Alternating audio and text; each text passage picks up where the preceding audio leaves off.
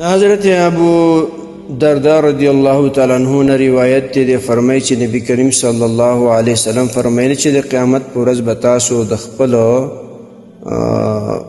پلارانو او تاسو د خپل نمونو او د پلارانو په نمونو باندې راوختلی شئ او چې فلانه کس د فلاني زوی په دې نوم به راوختلی شي، لهذا تاسو په خپلو بچو باندې ښه نومونه ږدئ. د دې حدیث روایت ابو داود شریف کړی دی.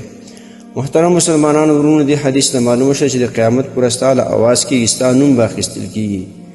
مثلا احمد د محمود زوی داسې نوم به اخیستل کېږي، نو تا به په خپل نوم باندې را دعوت کوي، ستا د پلان نوم به اخیستل کېږي چې پلانې د پلاني زوی.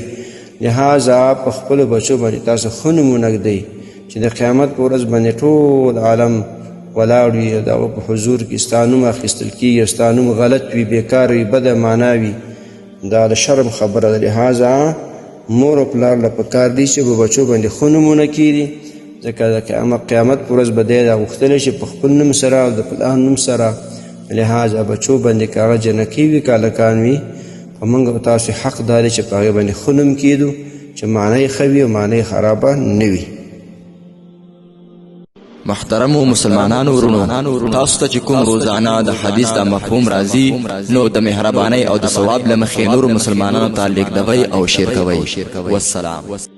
د دیوبندي مسلک حنفي کاروان سټوډیو لخوا وړاندې کیږي.